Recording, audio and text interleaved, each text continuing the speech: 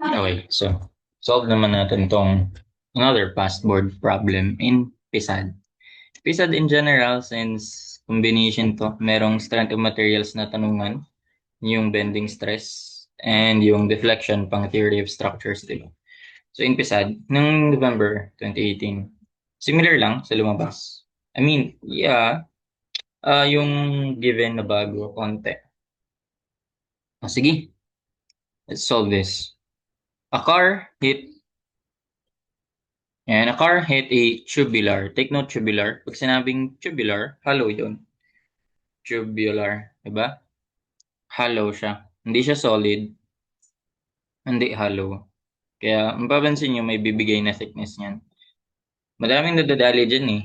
Di may isip paano yung thickness. Nakita ko mga tanungan, bakit naging ganito, ganyan. Ito yung keyword pag tubular, hollow yan. So, meron kang binigay na una, cross-sectional, yun yung pang outside. Then, ilas mo yung thickness mamaya. A car hit tubular steel post at B. Ito yung shown in the figure. Ayan. Tubular post. Okay. So the post is affixed to the ground at A. Eto. Fixed to. So parang cantilever nga na nakatayo lang. As shown in the figure. Di ba cantilever lang naman yun eh. O yun o. Rotate natin. Di ba? Parang cantilever lang siya. Nakatayo lang. So H1 is 1.5 meters. Sige, lagay natin yung value. H1 is 1.5 meters.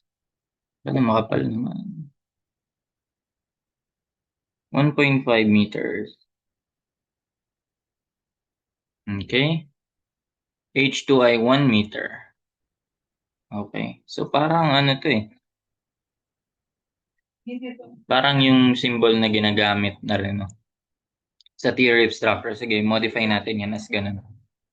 Or convert natin yan sa ganun. So force from the car, yan, 175 kilonewtons. Okay, concentrated yan.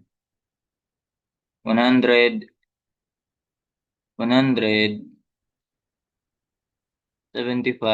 kilonewtons. And then, thickness of the post, ito na yun sa cross-section. Section of the post, modulus of elasticity. Okay na to, given, kahit di na sabihin yan eh.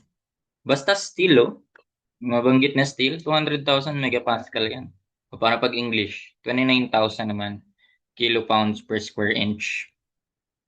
Okay, so dito natin ipakita. Yung sa tubular, yun to yung cross-section niya raw. Gawin nating makatotohanan. Ayan. So ito yung pag-plan view niyan. Sabi, 300 by 300. And may thickness ka na 12. Okay. So, ang mangyayari, sige, zoom ko pa. Ayan. Then, gawan ulit natin na isa pang maliit. Gayon. Sakto ba to? Ito yung sinasabi na 300. Ay, bumangat. Okay na yan. Mukhang hindi siya, ano, no? Hindi siya pantay. Pero sige, okay na yan. So, ito yung sinasabing 300. 300 mm width. 300 by 300. So, square to na tube. Square to. 300 by 300. Ang sabi, may thickness ka raw. Thickness. Ayan yung thickness. Big 12. 12 mm. Bumababa. Nangyari.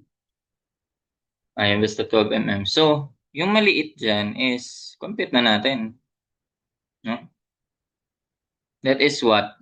300 minus 300 yung buo. Bawasan mo nito, bawasan mo nito. Dalawang 12 yung ibabawas mo. Minus dalawang 12, 24 yun, di ba? So, 300 minus 24 lang bale. And 276. 276. Bumababa. Bakit ganun? 276. 276. Kanina bumababa. So, ayan na. So, anong kailangan natin dyan? Yan na yung sa cross-section area. Cross-section yan. So, tinatanong, how much is the deflection at point B? Alam mo bang kaya mo ito masolve kahit isang formula lang gagamitin mo? Alin dito? Alin dito? So, we have three formulas for deflection. Ilak ko nga to. Three formulas. Meron tayong delta max. Nakuha ko pala to sa AISC. AISC, American Institute of Steel Construction. So we have delta max, delta at point of load, delta when x is less than, yung x ginagamit dito, since siguro derived from double integration method. So galing siya sa, mas madali, syempre. Di ba? Dun sa free end. So ayan. Then delta when x is greater than a. Anong gagamitin dyan? Isa lang ang kailangan mo dyan. Ito lang. Mapapalabas mo na to. Mapapalabas mo yan gamit to. Paano? Mamaya lang naman yan. Pero ang tanong kasi dito, resulting displacement, deflection at point B. So parang yun yung at point of load. Ayan, PB cube over 3i. Good for you kung kabisado mo na yan. Pati yung isa. Ito, it's a must talaga kabisaduhin mo yan. For cantilever, para magpadali. Then, sunod, resulting displacement at point C. So yun yung at free end. Ayan. So, sige nga. Ipakita nga natin yung magiging elastic curve nito. Parang deflection. Paano siya magde-deflect? Kapalan pa natin. Di ba syempre fixed to, so zero yung slope dyan. Parang pa ganyan. Di ba? Then we have displacement na to. Yung deflection na yan. And itong deflection na to. Di ba? Parang ano lang naman talaga. Cantilever lang na pinatayo mo. Nakatayong cantilever lang yan. Cantilever beam. Wala, ba't nawala? Ayan. Ayan yung axis niya. Okay, so siguro pangalanan natin tong delta free end. Para in general. Di lang naman yan ABC pwede maging pangalan yan. Pero pag sinabi mong free end, pwede siya naka in general. Delta at free end. Kapal. Deflection at free end. Dito naman, deflection at point of load. Deflection at point of load. Ganun. Paano na natin? Pero ko ba ilakihan na lang siya? Lakihan ko na lang kaya. Kaya ba? Pakita natin. Kaya pabalakihan to. Yun. Sa masyadong exage na ba? Hindi pa naman. Goods lang yun. Ganyan. So, ano na yung tanong? Deflection at point B. So, yun nga, ang yung at point of load, PB cube over 3i. Di ba? Kung kabisado mo na yan, edi okay, maganda. Pero, mapapalabas mo yun kapag ito lang ginamit mo eh. Pero take note, ano yan, delta max at free end yan, di ba? So take note, ang ginamit na formula dito, b squared. Basta, ang ano dito, pag may binigay ng formula, huwag mo tandaan yung symbols na ginamit. Tandaan mo kung ano yun. Ang P is, yan, alam natin na yan yung load. Ang B naman dito is yun yung distance from the load, papunta sa fixed end. Yun no? Papunta sa fixed end. Di ba madalas A yan sa ibang formula. So di natin i-adapt yung pagka-B niyan. Gamitin natin yung sa yung values nito. Okay, so yung H1 and H2. Pero gawin ko dito yung H1. Ito na yung gawin kong A. 'Di ba? Ito naman yung formula na madalas na ginagamit natin. So yung H1, ayun na lang yung gawin nating A. Yung distance bale ng force papunta sa fixed end. Yung other side, yung B naman. H2 naman yung B. Yung P as is na lang yun. Okay, so paano ulit yung formula nun? Deflection at point B. So parang ito yan, deflection at point of load. Deflection at point of load, PB is PB cube over 3I. Pero again, pwede mong magamit tong delta max. Paano? At free end. Mo-modify mo lang yan. Parang magiging free end naman yan siya kapag ano, di ba? Paano kapag hanggang dyan lang length mo? Eh di free end yung part na yon, di ba? So ang gagawin mo is delta at free end, no? Okay. Or siguro mas maganda kung inuna natin yung pangalawa, no? At point C. Yung sa naka-free end. Sige, unahin natin yun, ha. So, yung delta at free end ay ito. P times yung distance niyan papunta sa fixed end, naka-square, over 6EI times 3L minus yung distance na yun. Okay, so lagay nga natin yun. Unahin muna natin yung delta free end. Delta, medyo lumiit. Delta at free end is paano nga ulit? P, tapos yung distance niyan, eto, papunta sa fixed end, yung A natin, PA squared over 6EI. Diba? Tapos 3 times buong length. O, alam na, buong length na yan, yung A plus B. L minus yung A. Ayan yung delta at free end. O, madali lang yan. Direct sub lang yan. Pakita na nga natin. Though, eto, magkakatalo tayo sa ano, unit. Pero pwede na natin i-convert na lang after. So, kumbaga, gawin natin is panatilihin natin yung mga unit niyan. Yung force natin naka kilonewton, di ba?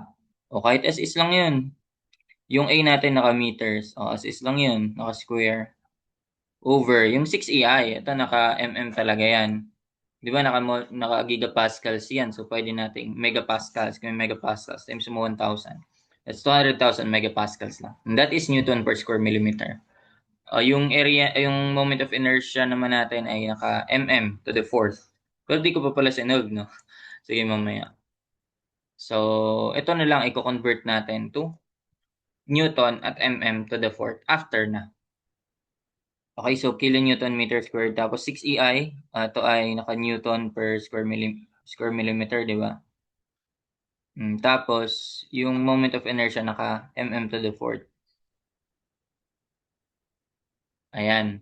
Tapos 3L minus A, ito, same lang yan ang unit. Naka-meters din yan sila. Meters gani. Meters gani. So, ayan. So, kilonewton meter squared. Meter squared. Tama ba? Kilonewton meter cube na bale. Meter squared times meter magiging meter cube yun, di ba?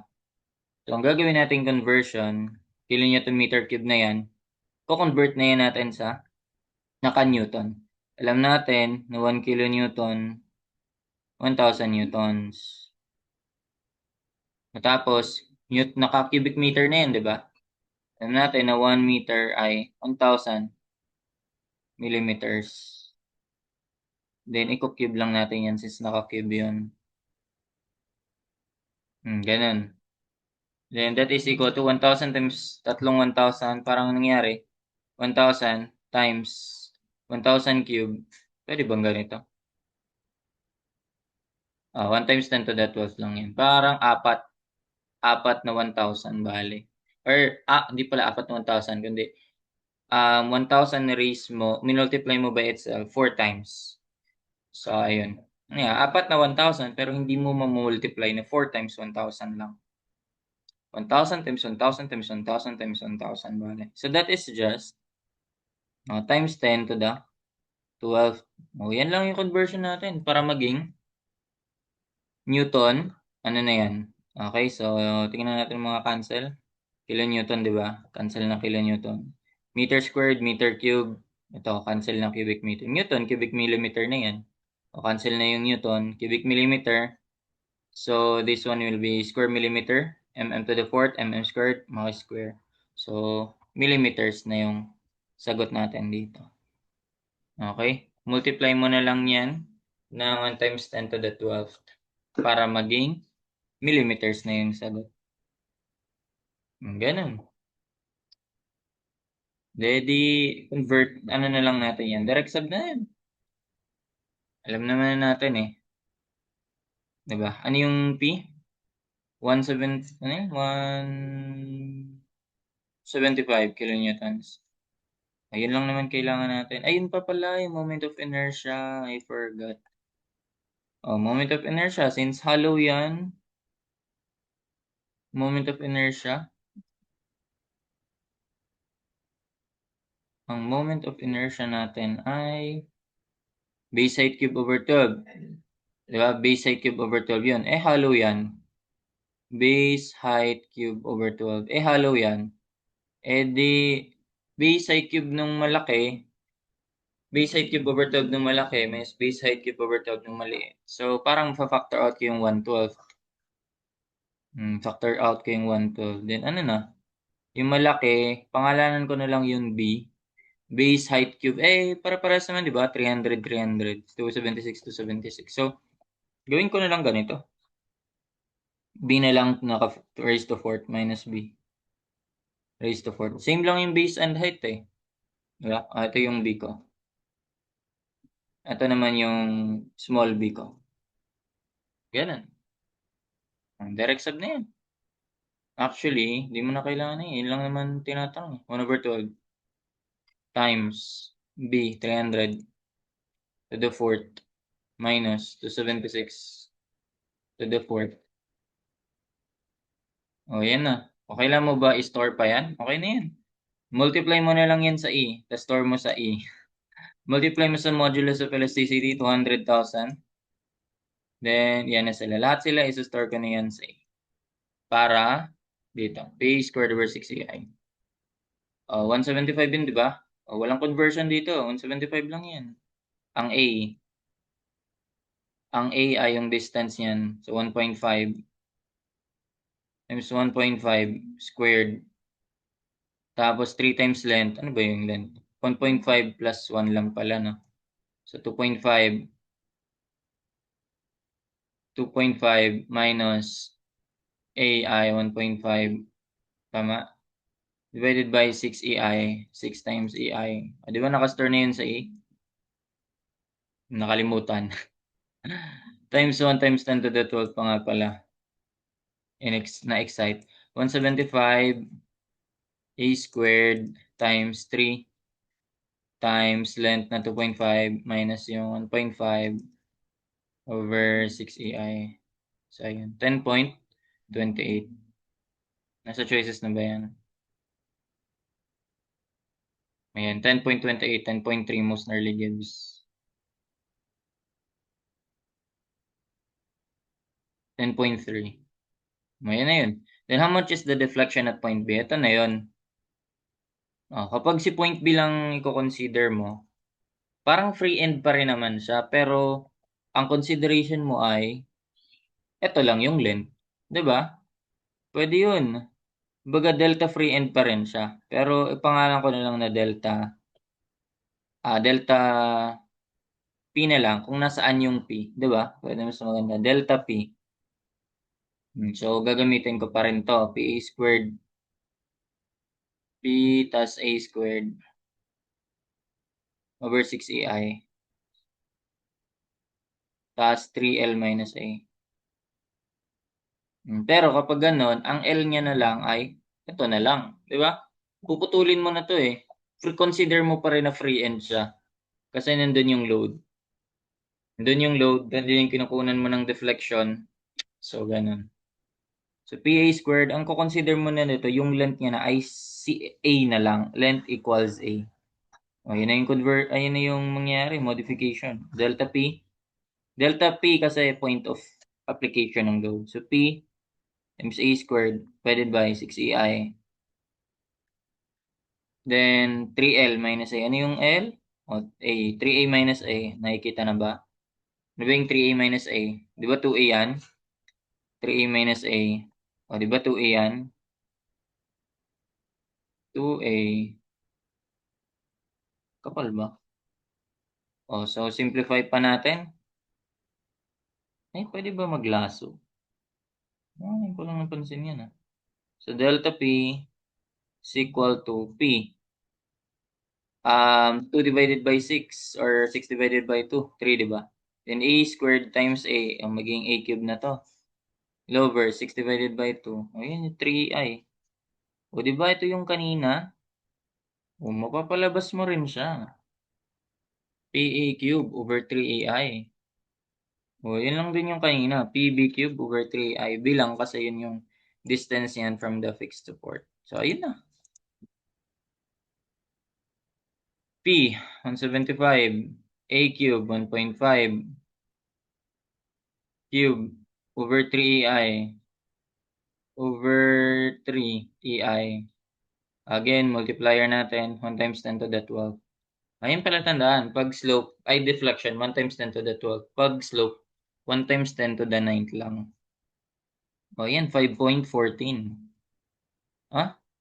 5.142? Most nearly gives, no? 5.15. Rounding of discrepancy. And lastly, what is the resulting maximum bending stress? Ay, sayang. Dapat pala ano. Di ba ano yan? MC over I yan. Paano ulit yan? Maximum bending stress, flexural stress. Ito, sige, pangalanan ko siyang sigma F for flexure. Kasi ang sigma B for bending, bearing eh. Sigma F for flexure. Di ba ano yun? Nahula cursor ko. M maximum. No, kung gusto mo maximum bending stress, ma-maximize mo yung moment. M times C over I. Kasi wala ka naman ng ibang ma-maximize yun eh. Di ba? So, meron ka naman ng moment of inertia. Yung C, simple, ano lang naman yan. Kalahati ng ano, ng buong length, ay buong height. O maximum moment maximum na lang. Paano natin makukuha yun? O dito, balik ka sa load. Ay sa ano, sa figure. O saan yung maximum moment dyan? Eh di nasa fixed end, di ba? So, 175 times A lang yun. So, parang pag ganito siya, no? Eh di, negative yan lagi, di ba? Kapag ano, fixed end. So, ayan yung moment niya. Ano yung value ng moment na yun? O, recta mo na yan. 175 times 1.5. Yan, ano yun? 262.5. Lagay na lang din natin. 262.5 kilonewton meter. Kilonewton meter.